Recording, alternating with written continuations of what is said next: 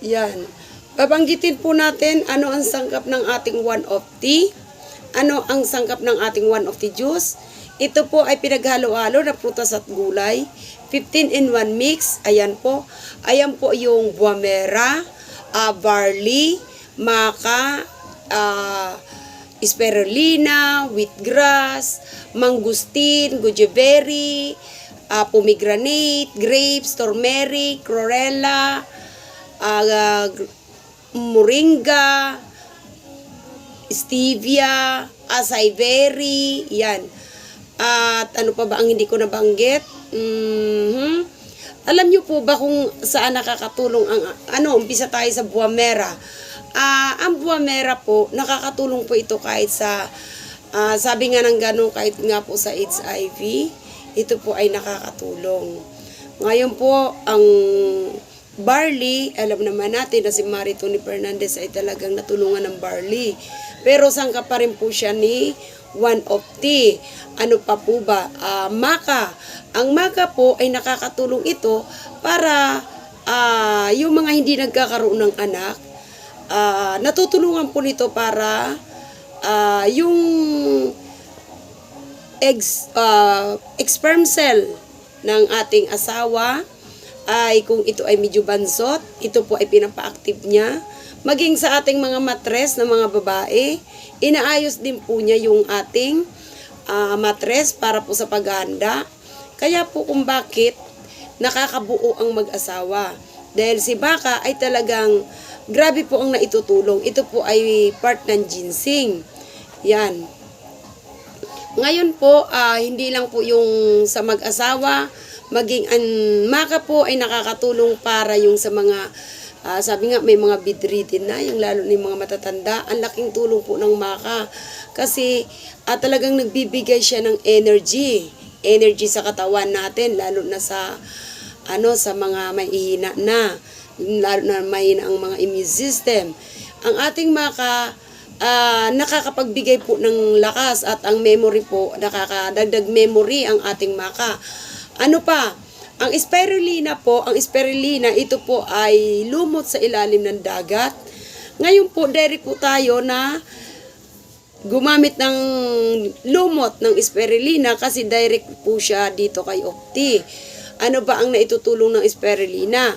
Sabi nga, bayong na prutas at gulay ang naibibigay ng ating spirulina. Talagang the best po ito sa may mga goiter. Yan, hindi lang po sa may mga goiter, kahit po sa mga kulang sa dugo or sa high blood. Imaginin mo, kulang sa dugo at saka sa high blood, pero good news po, ninonormalize niya ang ating blood pressure. Ano pa? Nandiyan pa po ang ating wheatgrass sa mga, lalo na po yung may mga almoranas dyan, yung hirap sa pagdudumi, yan. Ay sabi nga ng gano'n, nagble-bleeding na. Lalaki at babae pwedeng magka-almoranas. Pero good news po, dahil kay wheatgrass, ay pinaluluwag niya para po ito ay makadumi. Ngayon po, ano pa po ba ang sangkap ni Opti? Andiyan po si mangustin. Si mangustin po, ito po yung sangkap ng ating MX3. Ngayon po, ang MX3 talagang kilalang naman natin na maraming natutulungan. Ano pa? Nandiyan dyan po si goji berry. Si goji berry, halos sikat na sikat sa China, di ba? May ano nga doon na isang balon. Sabi na tawag nila ng mga monge doon na ito ay miracle water. Pero bakit siya naging miracle water? Hindi mapakali ang mga sa Japan, inaral po nilang mabuti anong meron doon sa balon. Ngayon po napag-alaman na ang balon pala ay may nakatanim na goji berry at ang mga bunga nito ay nahulog doon sa balon na ito pala ang naging sanhi para sila ay gumaling sa kanilang karamdaman. Ngayon po, dahil kay goji berry, lumahaba po ang kanilang buhay. Yan pa, ito po ay nakakasupport sa ating kidney maging sa ating liver para maiwasan po ang pagkasira ng ating mga organs. Yan po ang naitutulong ng ating goji berry. Ano pa? Grapes. Ang grapes, saan ba nakakatulong ang grapes? Ang grapes po, buto po ang masustansya. 98% po ang buto. Nandoon po ang sustansya, wala po sa laman. Bagkos ang seedless, yung walang buto, ay naku po, mayroon po yung chemical. Bakit? ang buto, nasaan napunta? Yan po ay ginagawa ng mga tao para injekan yung katawan at para hindi po sumibol yung buto. Ibig sabihin, nasa puno pa lang may chemical na. Di ba mga chemical ang sumisira sa mga cells natin at sa mga organs natin?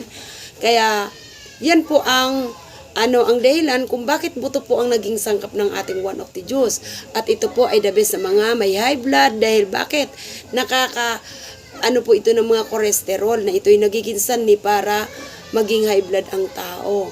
Ngayon po, dinidetox niya yung ating mga cholesterol at hindi lang po mga cholesterol, talagang nililevel din po niya ang ating blood pressure. Kaya ang grapes na buto ay nakakatulong sa mga high blood or kahit sa anong sakit man ay malaking tulong ang grape's head. Yan.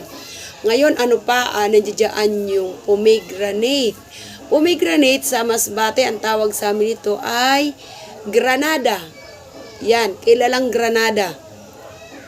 Ngayon, ang granada pala ay napakaganda sa atin, lalo na sa mga babae kasi anti-skin aging siya. Maging ang grapes, anti-skin aging din po. Ano bang ibig sabihin ng anti-skin aging? Ma'am, pinababagal ang pagtanda ng ating balat. Sabi nga, ipinababata niya. Kaya, napakadabes po ng ating pomegranate. Ano pang naitutulong ng pomegranate? Ma'am, kung ikaw po ay makalimutin na. Minsan, kung saan-saan na natin nilalapag, nakakalimutan na natin. Ma'am, ang pomegranate ay malaking tulong para maalala natin yung mga bagay-bagay na nakakalimutan natin. Ayan po ang naitutulong ng ating pomegranate. Ano pa? Ma'am, kung mayroon po kayong kakilala na yung may leukemia, ma'am, the best ang ating one of the juice dahil ang pomegranate ay nag-a-absorb para tulungan ang ating bones marrow para makapag-absorb ulit ng red blood sa katawan natin. Ayan po ang kagandahan ng pomegranate. Ngayon, ma'am, ano pa? Maliban sa pomegranate, ma'am, andyan pa yung luyang dilaw. Ma'am, ang luyang dilaw ay top 6 sa food supplement na talagang antioxidant. Powerful antioxidant ang turmeric. Ano na itutulong ng turmeric? Ma'am, alam nyo ba ang turmeric? Ito po ay nakakatulong sa may heart disease. Sa may mga namamaga dyan, namamaga sa puso, namamaga sa bituka, lalo na po yung mga lasinggero dyan. Yan, yung maraming bisyo, syempre nagkakandamaga-maga na yung ating mga, mga organs, yung ating mga, sabi nga na yung ating organs ay talagang hirap na dahil bakit? Kahit ang sarap kasi daw uminom ng alak, pero wag ka. Yung kanilang mga organs talagang umaaray na din. Na ito ay nagiging dahilan. Kaya po talagang marami nagkakasakit sa baga. Yan, sigarilyo. Nagkakasakit sa atay. Nagkakasakit sa kidney. Sabi nga, bakit tayo nagkakasakit ng ganyang bagay? Tayo rin ang may gawa. Kaya po, na gawa si Opti para po may pang-cleansing o may panlinis tayo sa loob ng ating katawan. Kasi nga kung ang katawan natin araw-araw naliligo tayo para malinis, kumusta naman po yung loob natin kung hindi nalilinis? Halos sabi nga ilang taon hindi mo nililinis yung loob ng katawan mo. Nai-imagine nyo po ba kung gaano karami na ang toxic dyan? Kaya nga po yung ibalos, di ba, cancer. Nagkaka-cancer dahil po hindi na kinakaya ng organs natin at ng mga cells natin. Kaya po yung ibang part ng cells natin ay nangabubulok na ito ay nagiging dahilan para magkaroon tayo ng cancer. Totally may cancer naman po lahat ng tao. Pero sabi nga ng ganun, pag ito ay nag-active, yun po ang delikado. Pero sabi nga ng ganun, ano bang gagawin natin? Ma'am, pag ikaw ay sa mga iyaw-iyaw na yan, sa mga soft drink, sa mga chichirya. Diyos ko po, patawarin, kawawa yung organs nyo, lalo na po sa mga anak natin. Yan, bantayan po natin ang anak natin kasi batang-bata pa po, madadialysis na. Ang hirap po kaya madialysis. Imaginein mo, ang bata-bata pa ng anak mo, mauwi ka agad sa dialysis. Dati nung panahon, walang nadadialysis. anong edad ng mga matatanda noon? Halos umabot sila ng 100 years. Pero ngayon, kumusta? Kaya po, kunting ingat-ingat, yan. Ano pa po ba ang naitutulong ng ating one of the juice? Ano pa ba ang sangkap niya? Andiyan po yung chlorella. Alam niyo po ba ang chlorella? Ang chlorella po, yan po ay lumot din sa batis. Sa tabang naman siya, kung mayroon tayo sa alat, mayroon din po tayo sa tabang. Ano ang naitutulong ng chlorella sa atin, ma'am? Sabi nga ng gano'n, hindi naman araw-araw nakakapagpa-araw tayo, lalo na po kung ulan ng ulan, lalo na po yung may mga baby dyan. Yan, kailangan na kailangan yung araw ng umaga, yung sunlight na kailangan na masustansya. Sabi nga sa umaga lang yan natin nakukuha. Yung bago, sabi nga bago lumabas ang araw, kailangan nakaabang na ang mga baby natin para maging, yung alam nyo ba yung medyo naninilaw yung mga baby natin, mga nangingitim, ma'am, kailangan po nila ng araw. Ngayon, ang good news po dahil kay chlorella, ibinigay niya na po yung araw na kailangan ng ating katawan. Yan po, ano pa ba ang naitutulong ating chlorella? Ma'am, halos katulad din po yan ng ating lumot sa ilalim ng dagat na talagang punong-puno din po ng prutas at gulay. Kaya nga, di ba, mayroon ngang product na spirulina lang. At yan po ay tinitake nila. At good news, kay Opti ay isa lang din po siya sa sangkap. Ngayon, ano pa, alam niyo po ba na ang malunggay na sangkap ni Opti ay naku po, nang mula dito sa atin sa Pilipinas dahil ayon sa USDA sa pagkanilang pag-aaral. Sa Pilipinas pala nagmula yung masustansyang pagkain na malunggay. Kasi ang lupa pala dito sa atin sa Pilipinas ay napakaganda para sa malunggay. Ang ibig sabihin yung variety ng ating lupa ay masustansya pagdating sa malunggay. Pero yung ating sangkap na iba ay sa iba't ibang bansa inaango kasi mahina naman ang variety ng ating lupa. Kasi si Chairman pinili yung mga bansa na kung saan ang matataas ang mga sustansya ng prutas at gulay, doon niya po kinuha yung sangkap ni Opti. Kaya po napakabisa nito sa atin. Ano pa? Nandyan po yung graviola. Ang graviola po, dahon po at balat ang naging sangkap ni Opti. Ayon sa pag-aaral, wala sa laman. Nasa balat at nasa dahon ang sustansya ng ating graviola. Ang graviola po, 10,000 times chemotherapy. Ibig sabihin, sa mga nagkikemo, sa mga may cancer, ang ating one of the juice ay malaking tulong dahil maraming mga sangkap ito na nakakatulong para matulungan ang may mga cancer. Yan po, ano pa ba ang sangkap ng ating one of the juice?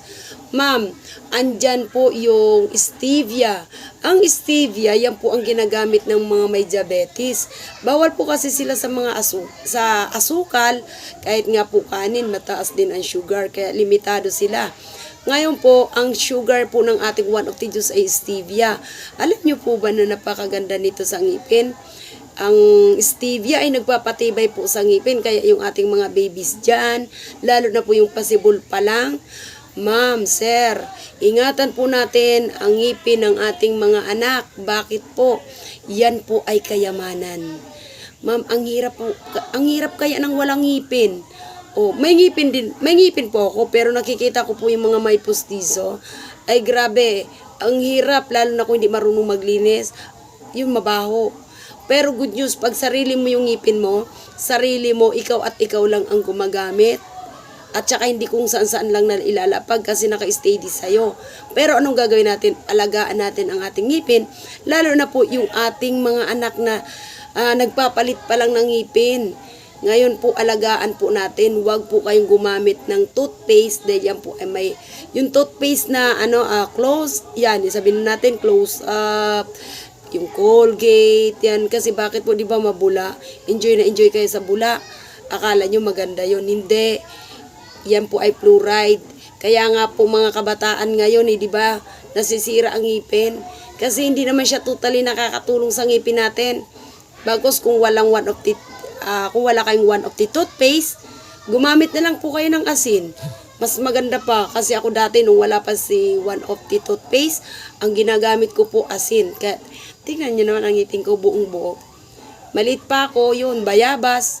Yun po ang ginagawa kong toothbrush. Pero good news, gumamit ako ng asin. Yun po ang ginagamit ko kasi nasusuka po ako dun sa mga Colgate dahil sa yung bula niya parang naduduwala ko basta nasusuka ako. Pero pagkaasim po ang gamit ko, ang dulas-dulas ang ngipin.